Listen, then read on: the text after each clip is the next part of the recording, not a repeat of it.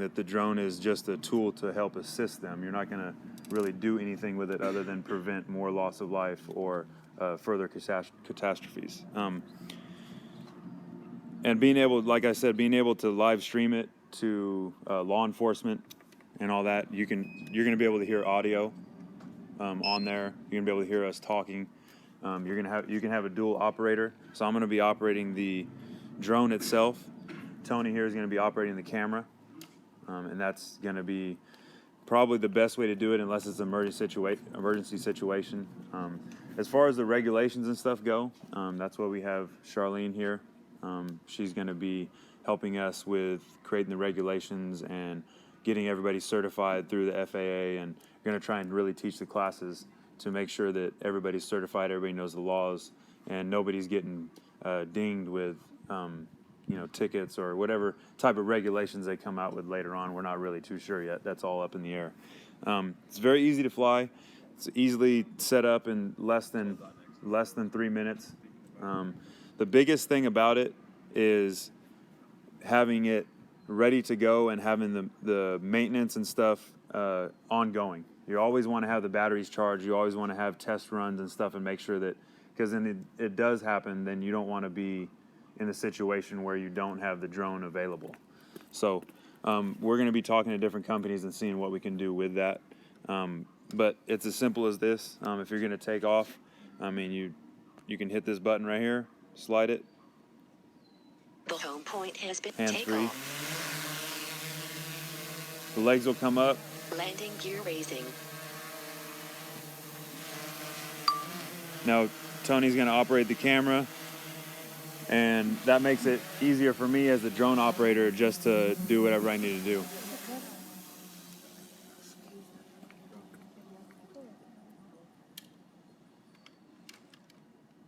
So it takes about 2 people to operate it? No, I can operate it by myself, but as far as he can be in the control room, he can be operating, he can be talking to the police, and then we'll communicate via radio or whatever. How high? That was pretty fast. This one right here, this one can go about 2,000 feet, but that's way above the legal limit.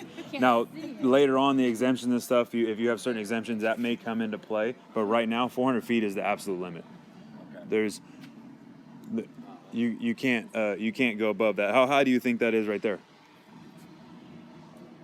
100? 200? 200. So 400 feet is pretty high. If you guys can see, That's the view. that's the view. Oh my Wow. So Now, can you zoom in from there all the way down to you where can't we're at? zoom in because the camera is You not have to able to bring it zoom in. down. You have to get a different camera. Okay. They have a brand new camera that just came out that's a 5-7 power, something like that. So it's coming, and we're going to the drone convention out in Vegas this next week. So we're going to be able to test product, and we're going to be able to see a lot of different product that isn't really out there yet. And that's what we're going to bring back to you guys. We're going to bring back the checklist. We're going to say, hey, we have this. If you guys want to use it for this, this, and this, we're able to get these from these companies. So it's all really in the test tube stage right now. And as far as the regulations and technology and the new platforms that are being launched and stuff, this platform we felt like is the best for the schools because it's so easily operated. If you guys fast. Yep. As long as the batteries are charged, you can take it out of the box and go. Battery life is about 20 minutes. Yep. But if you have 2 batteries for what we're purposing the drones for, that's plenty. That's plenty. Now, when we're off filming events like weddings or something like that, or sporting events, that's something completely different. You need more batteries. You need that. But right now, like to fly it over a football game, it's illegal to fly a drone over a CIF event. So it's actually illegal to operate a drone over the school during school operating hours unless you have an exemption. So there's certain rules that we have to follow within the regulations themselves. So we just have to be careful and really make sure that we're following them and setting you guys up to follow them as well. We're going to have a certification course. That's why Charlene is here from Pomona, and that's why I have my friend here, Tony, and Eric to help us get all these things certified with the FAA and get a full team going and kind of make sure that we're doing everything the right way. So when we come in and certify you guys, it's free and clear. You guys know that we're backed by the FAA. We have a great relationship with the district operating office out of Fresno. They go all the way up to Sacramento near Chico. So there's only, I think, like 8 operating offices in the state. So we started with ours, and it's a really big deal to be in there with them, and they know that we're trying to do everything the right way. That's why she came up. She's up here from LA. So we're really trying to do everything the right way. And as far as coverage goes, I mean, it can get anywhere you guys need to go. So there's a water polo match going on. So to zoom in, you would just bring it down, right? Yep. Nice.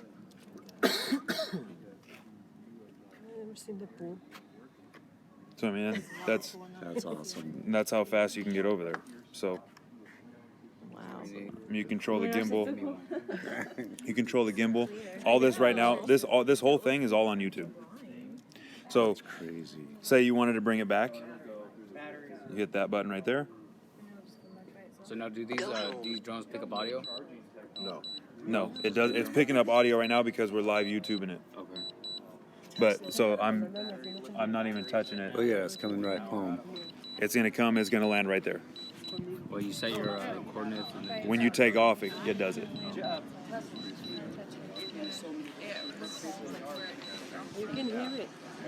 Yeah, and it's a deterrent. That's the other thing, is that if you are kind of like out here and you were gonna do something, and you're kind of like, oh, what is that? Your attention is completely taken off of exactly what you were doing before. If you're walking around with a gun, your attention's gone now. So say it's coming down and we don't really know, okay, there's some stuff around here, we're kind of uncomfortable with it coming down. I can stop it. I can stop the home landing. There's sensors on there. Yeah, global GPS positioning. Say you want to fly with GPS, all you do is hit that. So now it's GPS. See, and the camera view is still there. is this a more advanced drone than the one that they would sell? The one that you guys have here is, you guys have the Phantom. This is like same company, but like 3 steps up from the Phantom. So the one that this is the one that we would probably try and sell you guys because it's a little easier operating.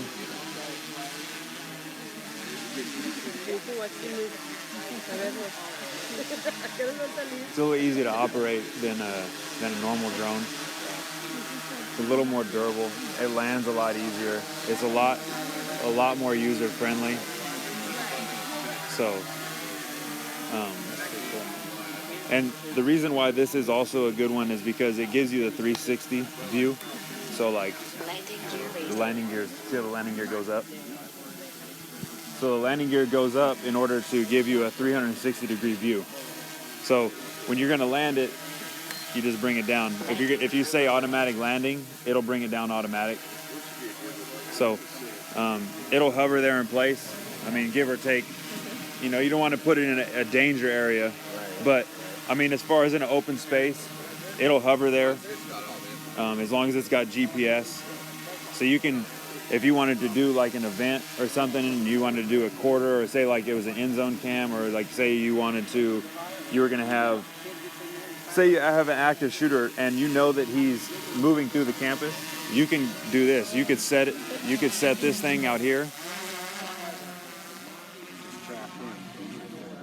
You can say here and say, I have the south entrance completely covered. You have the south entrance covered. You can leave it right there. I don't have to do anything. So I can leave it right there. It'll stay right there. When the battery runs out, it'll come down. It'll come back and land right here. Yep.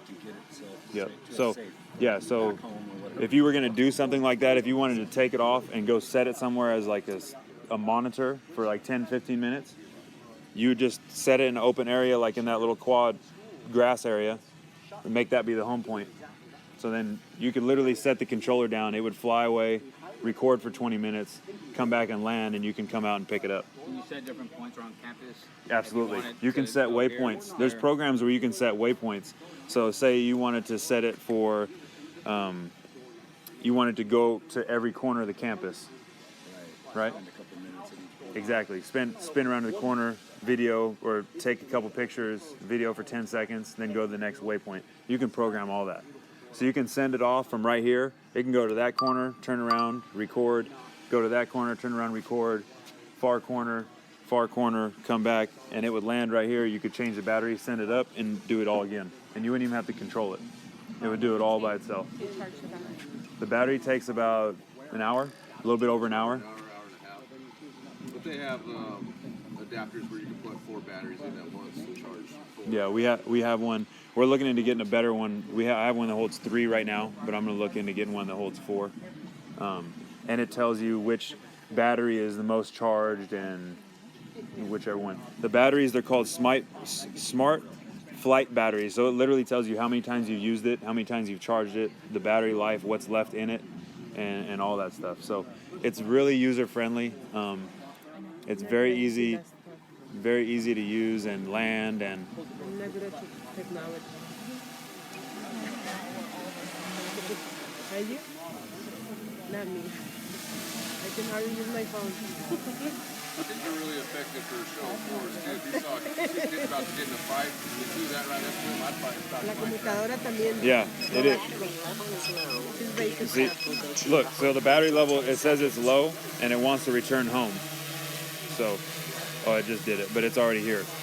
It's already in landing mode, so it knows. So, it's that easy. You set it down, the blades will shut off. You go up there, turn the power off, and bring it in. So say you go. He knows where to come back? Yep. You set the home point. And say if somebody's on campus and he jumps in a car and he takes off down G Street, I can hop in the SRO's car, set the home point for the controller, and the drone will follow us.